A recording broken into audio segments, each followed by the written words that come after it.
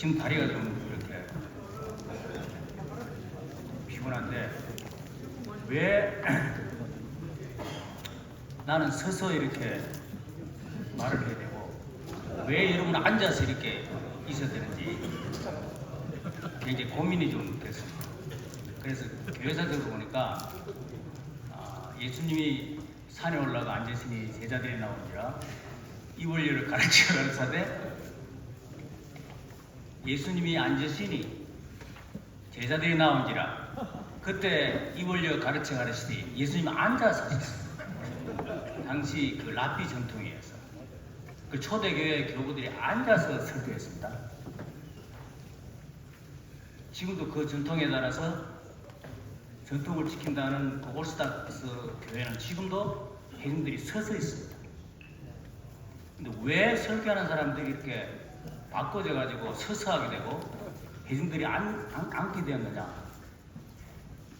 제가 아는 범위 내에서는 그 크리스토스톰이라는 그 공연적으로 설교를 하시는 분이 설교를 잘하니까 당시 그 동로마 황제가 콘스탄티노플로 종대주교로 오라고 끌어올렸습니다. 그래서 종대주교가 됐는데 이 크리스토톰이 자기가 설교하다가 콘스탄티노플 대성당에서 설교하다가 앉아서 하다가 흥분해가지고 벌떡 일어나가지고 막 돌아다니면서 설교를 했습니다. 그 소문이 로마에, 알렉산드리아에, 칼타고에, 안디옥에 다 퍼져버렸어요. 그래서 총대들 있던 그 감독들이 아니 총대주교인 그 크리스토스톰이 서서 설교를 하시는데 우리는 왜 앉아서 하느냐? 우리도 일어서자 해가지고 4세기 그때부터 설교하는 목사님도 일어서고 그 다음에 회중들은 앉아있는 역전된 상황을 제가 한 이야기가 아니고 제가 미국에서 공부할 때 실천신학 교수 중에 한 분이 그 이야기를 했는데 사실인지 아닌지 역사적인 근거는 없습니다.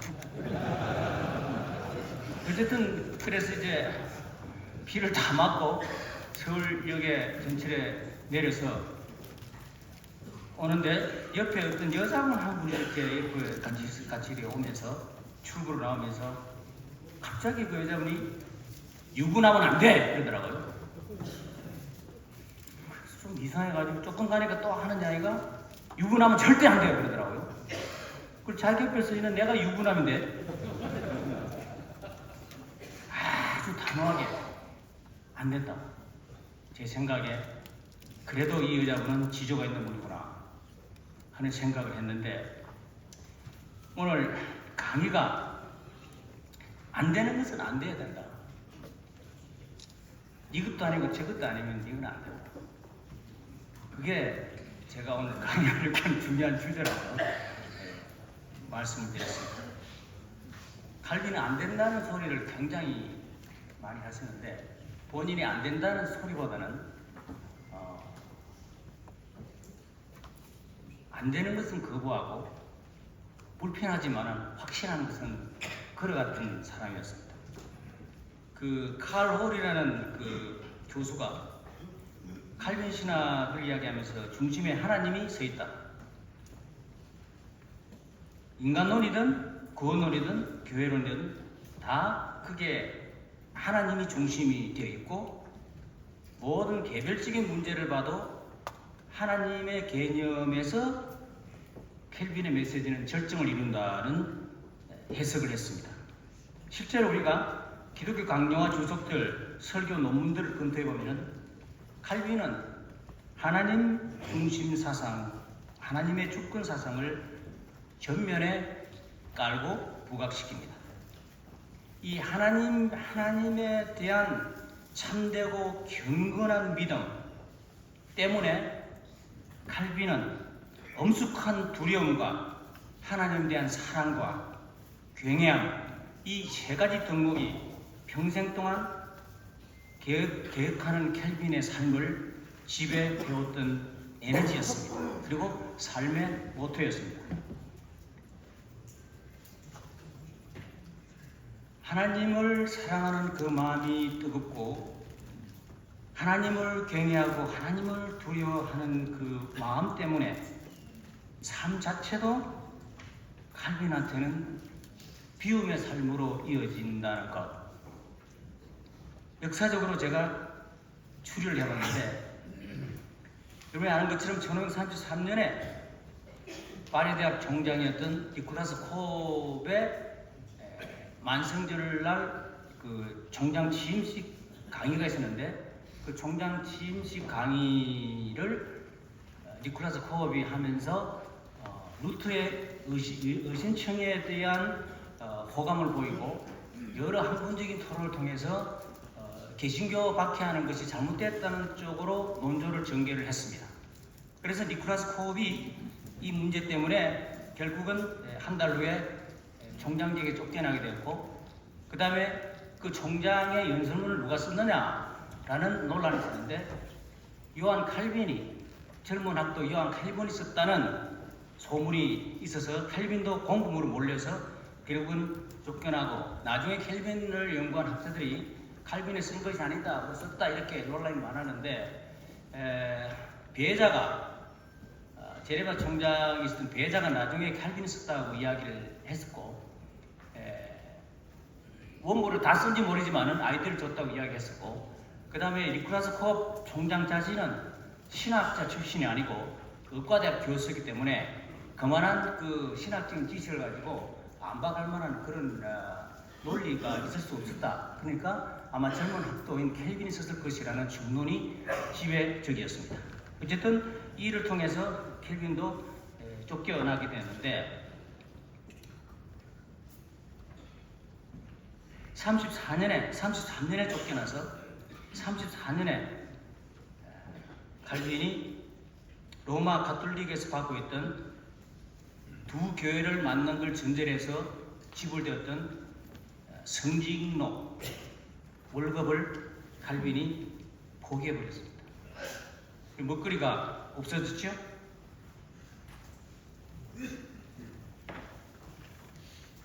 쫓겨다니면서 켈빈의 갈등 속에 여전히 남아있는 것은 사실 나는 이 일을 가기 싫다는 것이 켈빈의 생각이었습니다. 그 말을 빌리면은 나는 한 가지 목표는 알려지지 않는 채 조용히 격리되어 생활하고 싶었다. 그러나 하나님이 다른 변화들과 더불어서 어느 장소에도 내가 쉴 수 없도록 그분이 나를 인도했다. 이런 고백을 하는 걸 볼 수 있습니다. 일생 동안 켈빈에게 오는 유혹이 뭐냐니까 그냥 여기서 중단하고 그만두고 자기는 조용한 책을 쓰는 학자의 길을 가겠다는 것이 켈빈의 생각이었고, 칼빈 자신도 고백하기를 나는 과격한 사람이 아니고 온건한 사람이고 그 다음에 소심한 사람이고 굉장히 이렇게 정치화되는 것이 싫어하는 이런 성격의 소유자라고 칼빈 자신도 설명을 했습니다. 어쨌든 켈빈이 이렇게 해서 어쩔 수 없이 뛰어든 이 켈빈의 모습이 파리에서 개신교도들을 위로하고 개신교들의 비밀 집회소를 켈빈이 방문하고, 이런 상황이 벌어지니까 경찰이 켈빈을 추적하고 경찰로부터 켈빈이 총격을 받기도 하고, 그래서 때로는 창문을 넘어서 어둠 속으로 도망을 가야 될 그런 상황도 생기고, 이런 핍박이 악화가 되기 시작했습니다. 그래서 파리에 있는 그 동료들이 켈빈에게 떠나야 당신이 살 수 있으니까 떠나서 당신이 다음에 훌륭한 일을 하지 않겠느냐, 이렇게 하니까 켈빈이 그 말을 듣지 않고 파리 주변에 있는 도시를 계속 다니면서 때로는 야외에서 가르치고 때로는 횃불을 켜면서 동굴에서 가르치고, 불이 붙은 켈빈은 끊임없이 계획의 노선에서 일을 시작을 했습니다. 쉽지 않죠? 잡히면은 이단으로 몰려서 죽음을 직면해야 되는 사람한테 쉽지 않죠. 본 해프라는 사람이 히틀러 시대에 미국에 있는 유니온 신학교에서 공부를 했었는데, 강의를 했었는데, 그 유니온 신학교 친구인 라이놀드 니브라고 유명한 윤리학자가 친구였는데, 본 해프가 히틀러가 이렇게 너무 핍박이 심하니까 조국으로 돌아가겠다고 이야기하니까 리브가 그렇게 하지 말라고, 당신은 여기서 더 많은 제자를 가르쳐서 다음에 훌륭한 신학자로서 히틀러 사후에 독일에 가서 신학을 재건하면 되니까 여기 있으라고 그 말이었습니다. 근데 바네프가 그 말을 듣지 않고, 아니야, 내 조국이 지금 저렇게 엉망진창이 되는데 나는 유니온 신학교에서 조용히 지낼 수 없다고. 그래서 보네프가 데려가서 결국은 이제 마지막에 히틀러 경찰에 잡혀서 감옥에 들어가고 순교한 것을 볼 수가 있습니다. 칼빈이 쫓겨다니면서 1536년에 7월에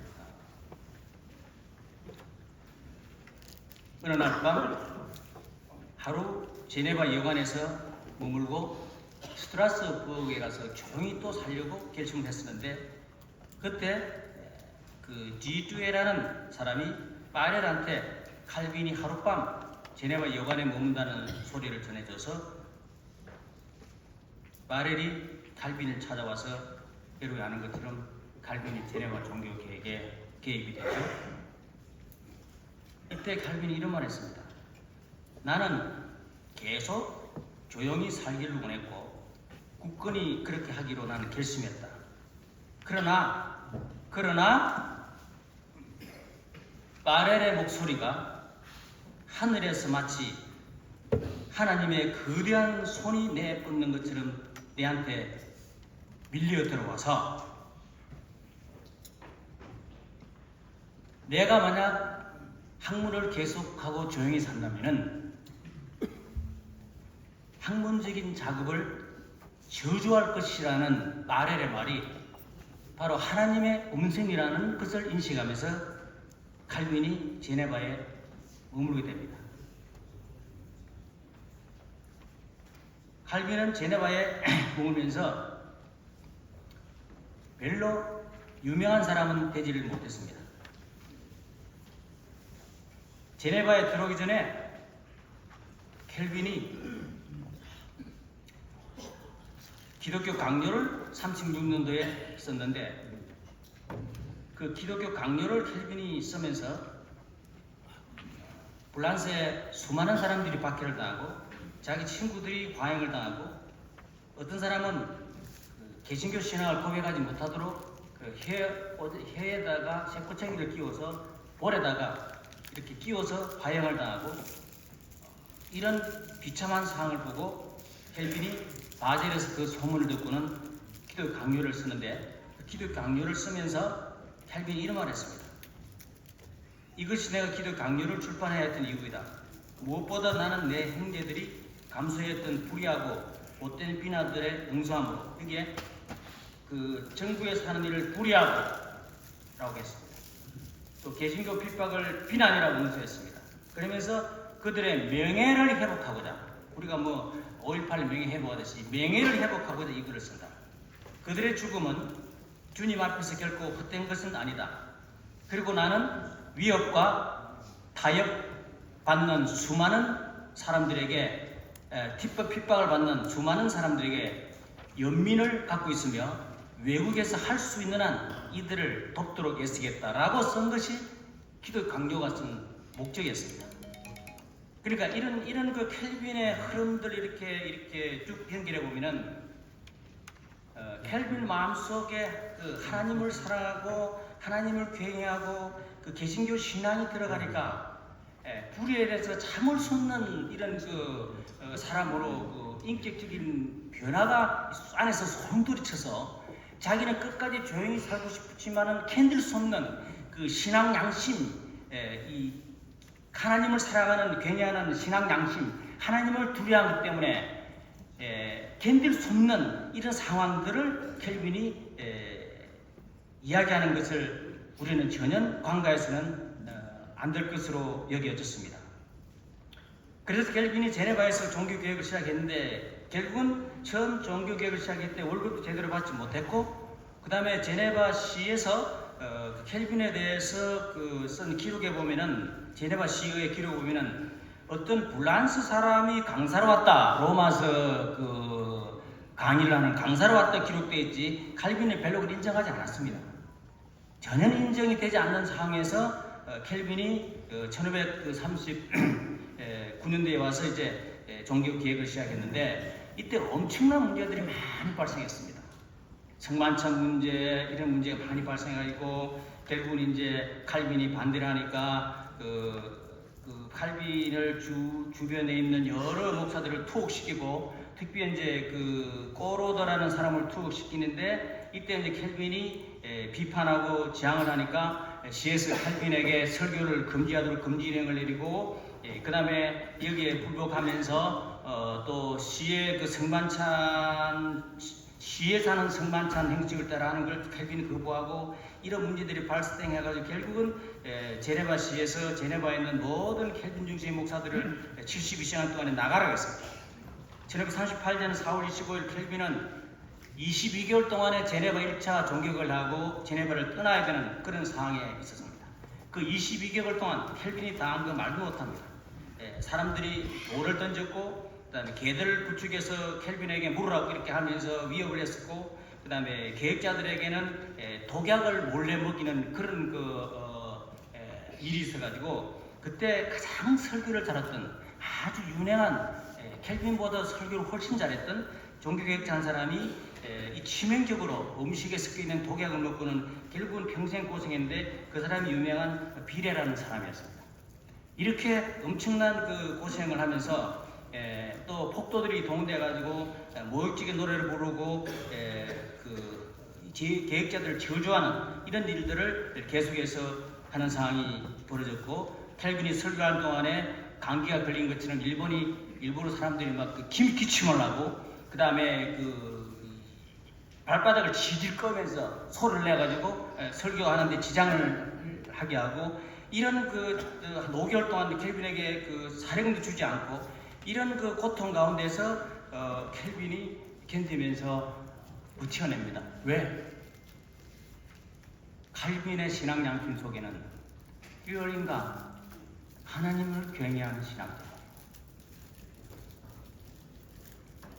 쫓겨났죠? 스트라스버그에서 켈빈이 부처의 도움을 받아서 처음에는 돈이 없어서 부처의 집에 같이 살았습니다.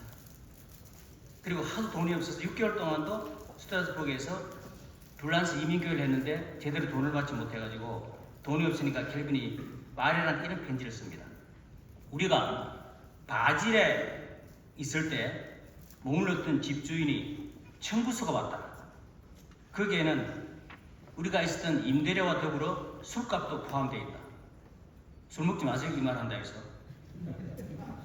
칼빈은 혼자서 그것을 지불할 능력이 없어서 자신이 2개월분을 내고 파렐은 7주와 2일 더 머물렀으니까 그걸 좀 빠르게 내달라고 할 정도로 그런 사람이 아니었는데 그걸 부탁할 정도로 켈빈이 아주 가난했습니다. 이때 파리에 있던 뚜띠에라는 켈빈의 친한 계획자 친구가 이걸 알고는 켈빈한테 편지를 했습니다. 고생하지 말고 파리에 오세요. 내가 모든 걸 다 지원하겠습니다. 그때 칼빈이 이런 지하에 거절합니다. 왜냐니까 칼빈이 파리로 돌아가면 다시 로마 교회로 회귀하는 돌아가는 꼴이 되기 때문에 칼빈이 거절합니다. 완벽하게 삶의 보장을 해주는데도 불구하고 켈빈은 거절하죠. 3년 동안 스트라스부르에서 목회하는 동안에 제네바에 엄청난 문제가 많이 발생을 했었고 그래서 제네바에 있는 파렐의 영향을 받았던 기용파라는 정치 세력들이 기선을 다하면서 켈빈을 다시 초대를 합니다.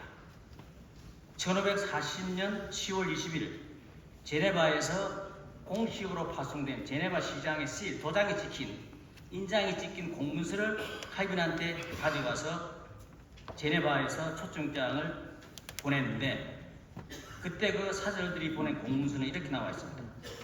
제네바 시장과 시의회는 우리의 훌륭한 형제요 탁월한 친구인 칼빈 선생님을 에게 편지드립니다. 하나님의 영광과 그의 말씀의 확장만이 당신의 바람이라는 것을 우리가 알고 있는 한 제네바시의 대소의회와 총회, 전체 제네바 전체 총회의 사람들이 자신의 이름이 쓰여 있다는 것을 당신에게 알려주기를 부탁하고 있습니다. 그러니까 시의회 의원들이 개인 이름을 다 써가지고 사인했습니다. 제발 와달라고. 그래서 정중하고도 간절하게 당신을 초청합니다. 우리들이 당신을 절실히 요청하는 이곳에서 당신의 옛 직무를 다시 맡아주세요. 우리는 당신이 어떤 어려움이나 곤란도 느끼지 아니하는 그런 방식으로 모든 면에서 당신을 예우하겠습니다. 엄청난 예우였습니다. 켈빈이 이 공문을 받고는 죽을지언정 제네바는 다시 가지 않겠다고 고민에 빠집니다. 그때 이제 계획의 동료된 바렐과 부츠가 강국 켈빈한테 가라고 요청을 했었고, 그때 켈빈이 41년 수락을 하고는 제네바시에게 공문식으로 답신을 보냈습니다. 이 내용은 여러분이 잘 아는 건 이렇게 되어 있습니다. 그 공문을 보낸 내용이 이렇게 기록되어 있는데, 만약에 여러분들이 저를 여러분들의 목사로 원하신다면 생활의 무질서를 고치십시오. 만약 여러분들이 신실한 마음으로 저를 망명생활에서 다시 부르신 것이라면 여러분 가운데 만연하고 있는 범죄와 방탕함을 제거하십시오. 제 생각에 복음의 제일 큰 적은 로마 교황이나 이단이나 미혹해 하는 자들이나 독재자가 아니고 나쁜 기독교인들입니다. 선행을 계엄하지 않는 죽은 믿음이 무슨 소용이 있겠습니까? 사악한 생활이 진리를 가장하고 행동이 말을 부끄럽게 한다면 진리 자체는 무슨 소용이 있겠습니까? 이제 저로 하여금 두 번째로 여러분들의 고장을 버리고 떠나서 새로운 망명지에서 제 고통의 쓰라림을 씻게 하도록 하든지 내쫓아서, 아니면 교회 안에 법이 디스플린, 지리가 제대로 엄격하게 지켜지도록 해주십시오. 정말로 순수한 훈련을 재건하게 해주십시오. 이게 켈빈이 제네바 시장이 C를 통해서 찍은 그 공문에 대한 답신입니다. 거기에 피데 그라치아 스크립토라 한마디도 없습니다. 오직 믿음, 오직 은혜, 오직 말씀, 행동이 따르다는 아무것도 아니야. 41년 9월 13일 이런 선포를 한 켈빈이 제네바로 들어갑니다. 켈빈의 마음속에는 여러분이 다시 나를 불러 종교 개혁에 동참하려고 하면 제네바 교회와 시를 하나님이 원하는 도시로 만들게 하려면 여러분들의 생활을 뜯어고치세요. 여러분이 그렇게 살면 개혁이 될 겁니다. 이게 켈빈이 메시지였습니다. 켈빈이 들어오자마자 당회를 구성해서 제네바시 의회와 목사들 구성된 당회가 형성되어서, 물론 굉장히 정치인 이야기 제가 안 하겠습니다. 제네바에 있는 모든 춤, 도박, 투정, 술집 출연 횟수, 방종, 사치, 적대행위, 노래, 비스나기 노래, 그 다음에 교회 비난, 이런 뭐 잔치집의 접시까지 수를 세면서 철저하게 그 제네바시 교인들의 경건한 생활을 켈빈이 주도하면서 시의회와 더불어서 제네바시를 개혁하기 시작합니다. 춤도 추지 말라고 그 세상 사람. 춤도 나왔는데 그 조항에 보니까 춤은 출 수 있다. 하지만은 스핀 돌리지는 말아라. 그렇게 얘기했어요.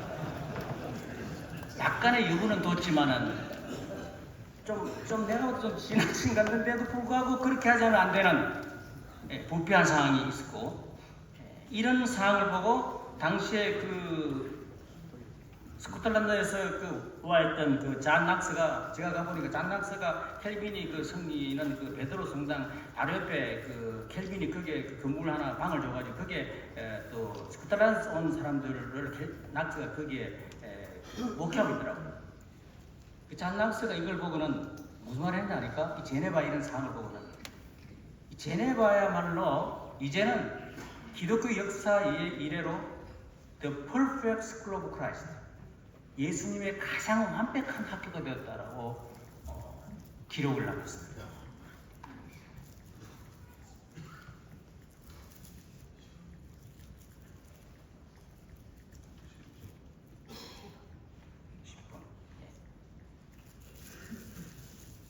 많은 부딪힘이 있었습니다. 초청했지만은 여전히 쉽지는 않았습니다. 시의회 중심의 지리였기 때문에 기독권자들, 힘 있는 자들은 켈빈이 규정한 것을 지키지 않고 엄청난 갈등이 있었고, 켈빈이 이런 설교했습니다. 한 번은 지금 제가 행하는 설교가 제네바에서는 마지막 설교가 될지도 모르겠습니다. 저는 제 의사에 따라 이곳을 떠나지 않겠습니다. 이제는. 그러나 하나님의 의지와는 상관없는 일들을 제게 강요한다면 저는 결코 그 일에 경솔히 대처하지는 않겠습니다. 라고 켈빈이 저항을 합니다. 1538년에 켈빈이 떠났을 때는 완전히 달리 강압적인 태도에도 불구하고 켈빈은 이제 양보하지 않습니다.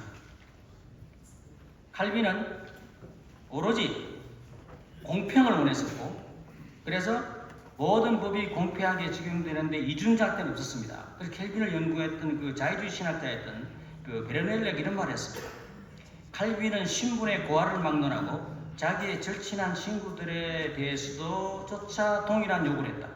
하나님의 이름으로 이중잣대를 사용하지 않았던 것이 바로 이 당시 갈등의 원인이 되었다고 정확하게 지적했습니다. 칼빈은 시장이 이제 그 당의 소환을 목사들이 원했는데 시장이 거부했습니다. 당시에 당의 장은 칼빈이 아니고 제네바시 시장이었습니다. 제네바시 시장이 당에 올 때는 건의와 통치의 상징인 호를 들고 당에 왔는데 켈빈이 거부했습니다. 그거는 들고 안 된다고 거부를 하고, 당회를 소집해달라니까 소집하지 않으니까 켈빈이 이런 말 했습니다. 기하께서, 시장한테 한 말입니다. 기하께서 어떤 이유로 장로교연합회에 나타나지 않았는지 모르겠습니다. 장로교연합회가 당시 당이었습니다. 그러나 한 가지 점만 말씀드리겠습니다. 우리는 여렘트로 무게를 재는 불공정한 제후를 필요로 하지 않는다는 점을 말씀드립니다. 재산법이 모두에게 동일하게 적용된다면 하나님의 교회법도 공평하게 적용되어야 할 것입니다. 제가 누구인지 기하께서는 아실 것입니다. 그리고 기하께서 적어도 아셔야 할 것은 제가 하늘 주인의 법을 가장 중심에 두고 섬기는 남자라는 것을 아셔야 될 것입니다. 그 누구도 이 법을 가장 양심적으로 보호하고 지키려는 생각에서 멀어지게 할 수 없습니다. 모두에게 적용되는 법으로부터 기하에만 치외 법권이 적용된다고 한다면 얼마나 고통스럽겠습니까?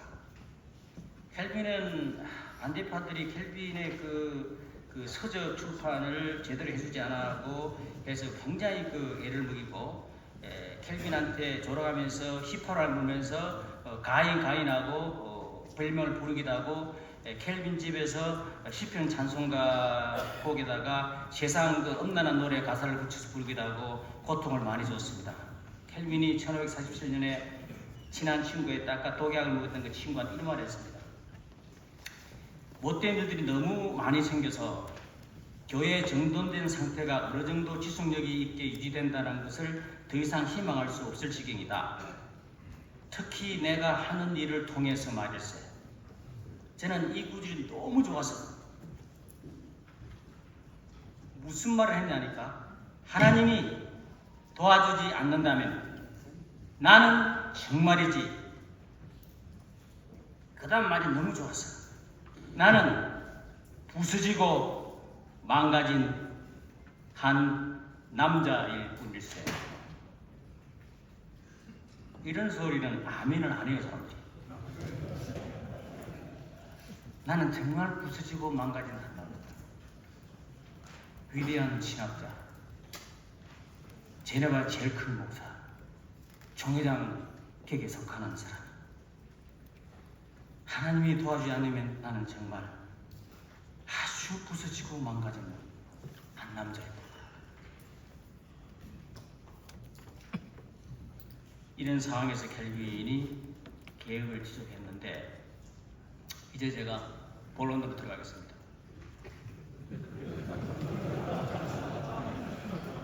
도대체 어떻게 해서 살아남았고 어떻게 해서 계획이 이루어지느냐. 한 번은 칼빈의 부동산에 대해서 칼빈을 반대하는 세력들이 들고 나왔어요. 켈빈이 부동산을 구매하기 위해서 수천 달러를 투자했다고 소문이 났습니다.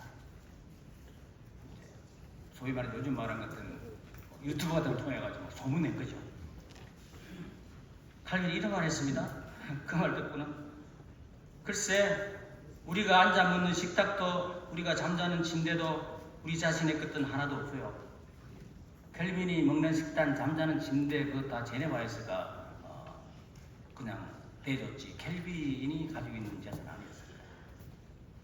근데 어디서 이런 소문이 났을까? 나의 친구들은 내가 한 피트의 땅도 소유하지 않고 있다는 사실을 잘 알고 있다.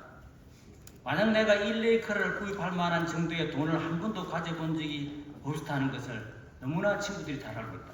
어디서 이런 소문이 났냐? 한 번은 칼빈이 신학적으로 가장 공격을 많이 했던 로마 가톨릭 추기경 사돌레트가 제네바를 지나가면서 켈빈 집에서 켈빈과 토론하고 싶어서 찾아왔습니다. 켈빈 문 앞에 왔었는데, 그때 켈빈 문 앞에 칼빈 사환이 바싹 마른 사람이, 코가 뾰족한 사람이 서서 영접했습니다. 그때 사돌레트가 내가 제네바를 지나가다가 캐논에 있는 당신 스승의 집에 왔었는데 한번 만나고 싶다고 소개해달라고 하니까 바싹 마른 코가 뾰족한 사람이 한참 사돌레트를 쳐다보더니 당신 앞에 서 있는 내가 참 켈빈입니다. 그리고는 무슨 대화를 했는지 어떤 신학적인 토론을 했는지 근거가 전혀 남아있지 않습니다. 나중에 그 로마 교황인 파이스 4세가 칼빈에 대해서 한 말이 있는데 그 하나만 남아있습니다. 그게 무슨 말을 했냐니까, 이 교황청의 교황인 그 파이스 4세가 칼빈에 대해서 한 말은 딱 한 문장이 있는데, 이 이단, 켈빈 이단이잖아요. 이 이단의 가장 큰 힘은 돈이 그에게 아무것도 아니라는 사실에서 나왔다. For him, money is nothing. 돈이 그에게는 아무것도 아니라는 것이 이 이단의 힘이었다고, 자기 주위에 있는 수많은 추기경들과 호요시가는 성직자들, 가톨릭의 성직자들 바라보면서 교황이 남긴 말이 켈빈을 보니까 이 사람은 돈이 아무것도 아닌 사람이었다. 이런 기록을 남겼습니다.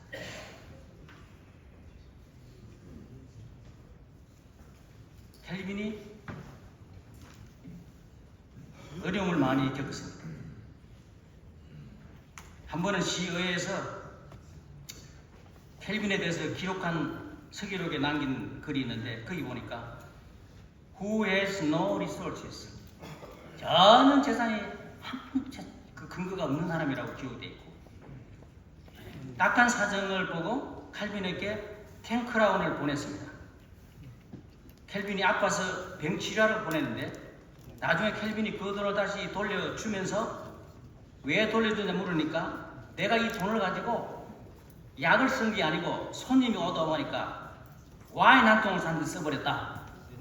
그래서 이게 소위 말해서 그 잘못 사용된 거니까 켈빈이 갚는다고 시의회에 돈을 다시 돌려줬습니다.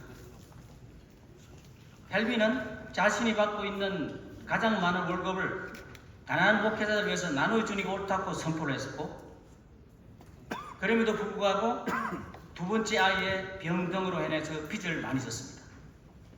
다음에 소회에는 켈빈의 집에 있는 모든 가구를 이제서 켈빈 것으로 선물하도록 동의했었고, 처음으로 자기 식탁과 침대에서 켈빈은 잠을 잡니다.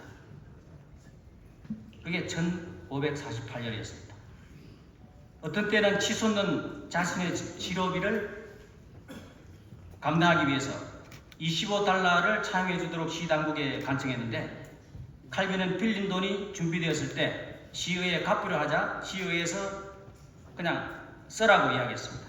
그때 칼빈이 시의회에 답을 보냈는데, 만약에 당신들이 이걸 받지 않으면 내가 강단에 서지 않겠다고 단호하게 말하면서 받아야 할 봉급의 일부를 켈빈이 거절하고, 하도 그런 일이 발생하니까 주변의 목사들이 시의회에 당신의 월급을 올리게 해달라고, 그렇게 하는 게 낫겠다고 이야기하니까, 목사로 창피하다고 얘기하니까 켈빈이 도리어 시의회에 가지고 내 주변의 목사들이 어려움을 당하니까 내가 있는 사례금을 다 평준화해가지고 다른 목사에게 주면 좋겠다고 건의합니다. 뛰어넘겠습니다.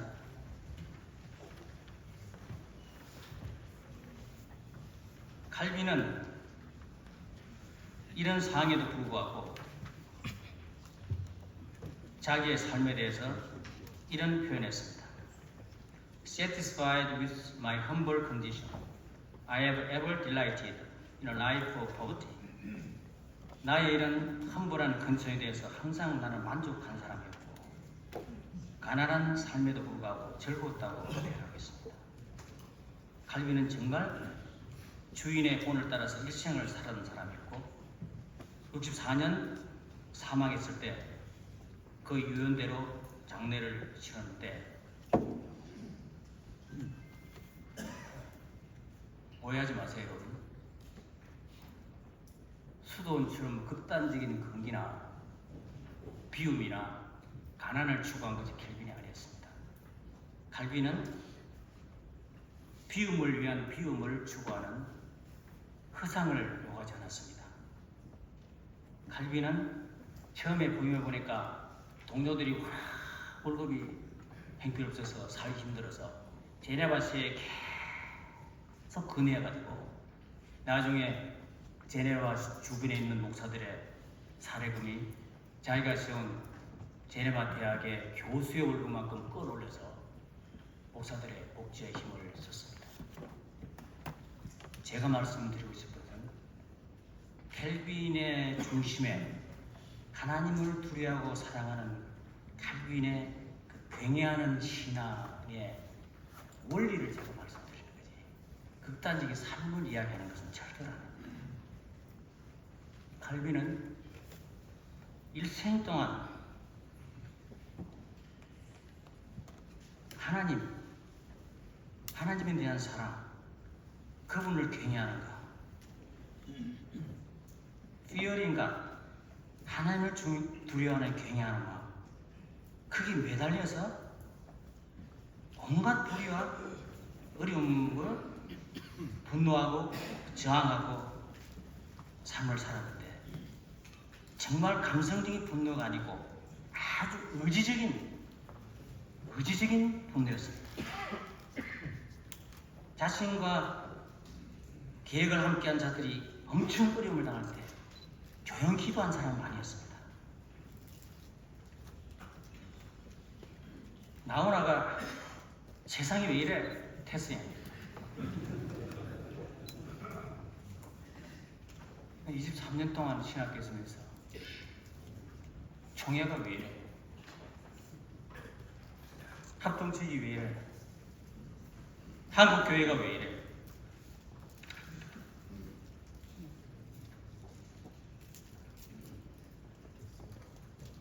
마틴 루터 킹이 인권운동할 때 딱 연설문 중에 이런 말을 했습니다.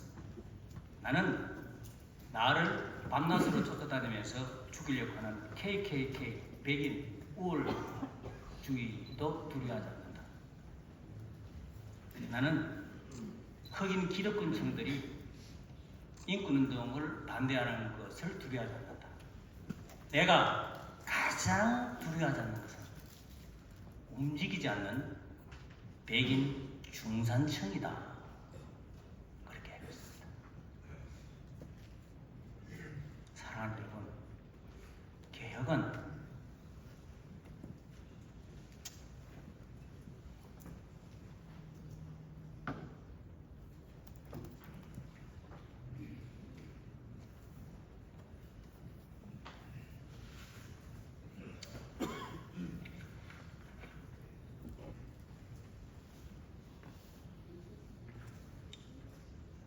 사랑하는 동료 목사님들, 장로님들, 선배 목사님들, 선배 목사님 여기 안 보이는 것 같아요. 제가 나이가 뭐 제일 많지 않을까 싶은데요. 70, 제가 6살입니다. 사랑하는 제자 목사님들, 82회부터 제가 가르쳤는데 그때 내 꿈이 있습니다. 이분들이 총회 가면은 총회가 달라지지 않을까.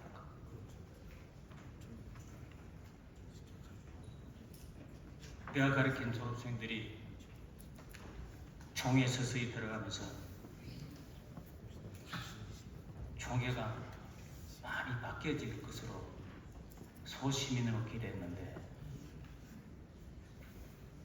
제가 잘 모르지만은 그게 그건 것 같아서 마음이 많이 아팠습니다. 내 개인적인 생각은 아니야. 이분들이 들어가도 어쩔 수가 없어. 어쩔 수가 없는 것이 총회의 체질이야.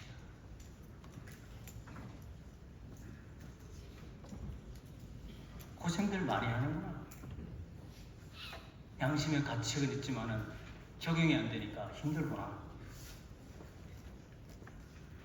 왜 개혁교회라고 했느냐? 에클레시아 셈프로 레포만다 에스트. 교회가 개혁되어져야 된다고 했는데 그 뒤에 말을 잘 사용하지 않습니다. 우이야 레포마타 에스트. 개혁되어졌기 때문에 개혁이 되어져야 된다는 겁니다. 개혁교회는 개혁되어졌기 때문에 개혁 안 되지면 안 된다는 겁니다. 이 개혁되어지는데 가장 개혁되어졌고 개혁되어지기를 바랬던 개혁교회의 장치자였던 칼빈 속에 칼빈의 삶 속에 녹아있는 정신은 고졸이 케노시스, 자기를 버림이었어요. 4분 나왔어.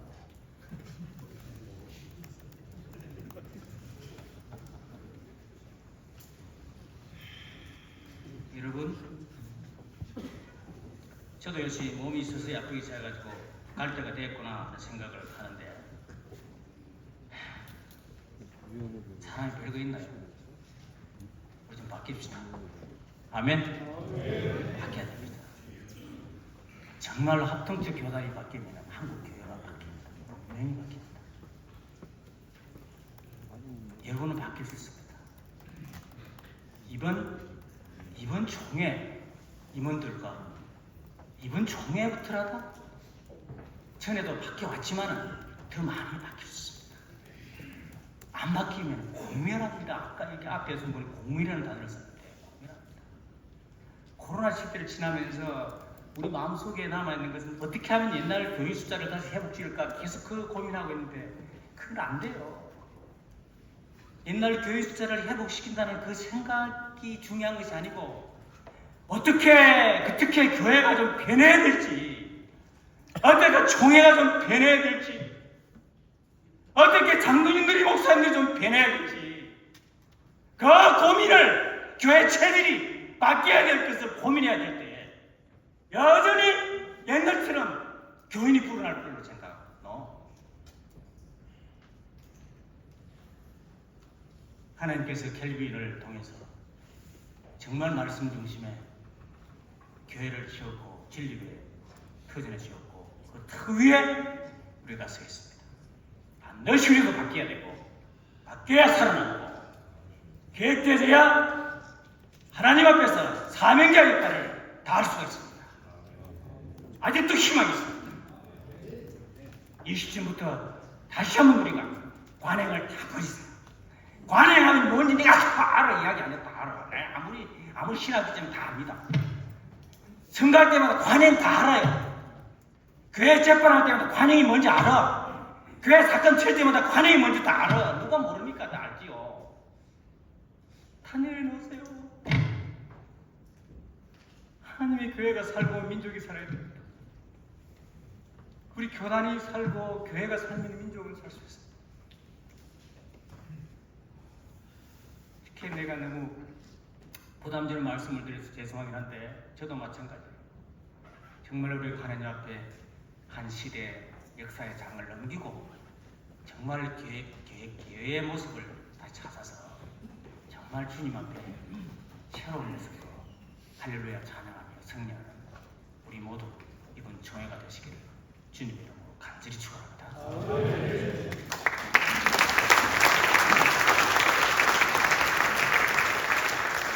하나님 아버지,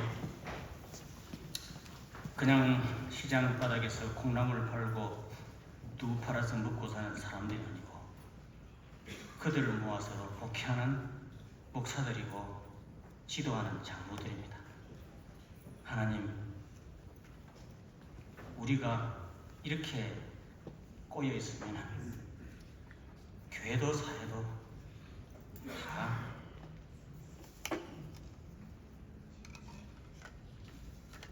힘듭니다. 아무것도 안 해요. 그냥 단순한 겁니다. 켈빈처럼 하기 싫었지만 진리 앞에 순종하고 실천하면 되는 겁니다.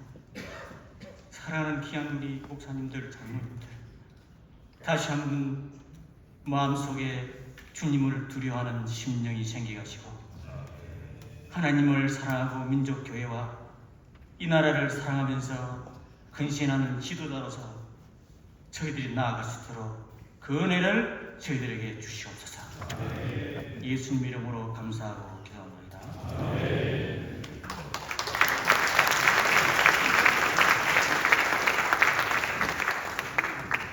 우리 역사신학자 가운데서 이렇게 권면을 할 수 있는 우리 교수님이 계신다는 것이 우리에게 기쁨이 됩니다. 다시 한 번 더 감사합니다. 박수.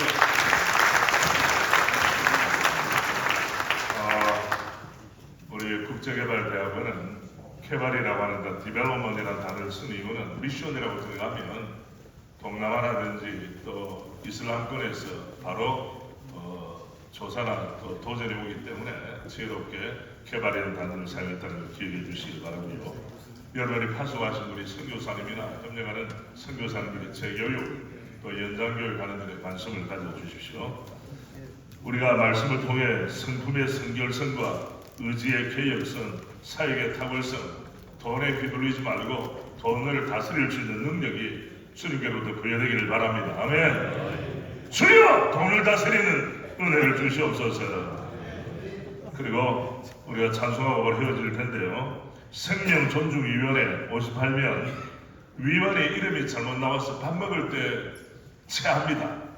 그래서 미리 위원 잘못된 걸 강문구 목사님, 맹중 목사님, 전삼년 장로님, 주남식 장로님, 김종환 목사님 여러분의 이름이 바뀌었다는 걸 기억해 주시고 강문구 목사님 어디 계세요? 할렐루야. 마음이 편해졌죠? 복되도다. 이거 보면 시험 되는 사람들이 있어요. 예, 그래서 하고 다음에 리폼도 좋은데 여기에 총신에 다 좋은데 잘못된 것도 있어요. 리폼들을 내가 좋아하지만은 리폼이 안 됐어요. 총신에 지원하는 10억은 총회발전기금에서 8억, 경상에서 2억을 해서 10억입니다. 오케이?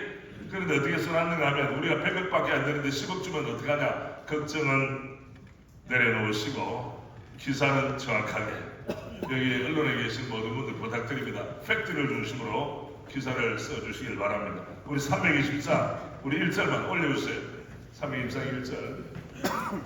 예, 바로 여기에서 매주마다 우리 평신도 지도자 순장들 훈련받을 때 주제가 순장 주제가가 바로 나의 죄를 정해 1절만 합니다.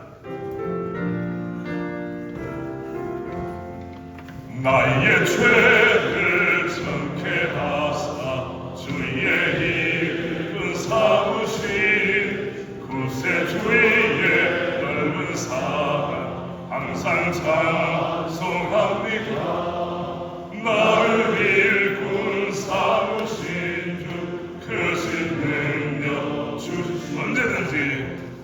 언제든지 주 뜻대로 사용하여 주소서. 아멘.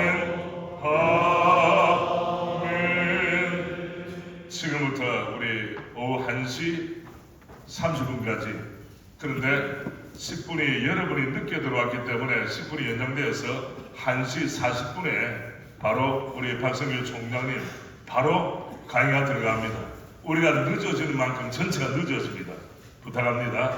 그러면 위치로 하면 식당으로 이렇게 하십시오. 위치로!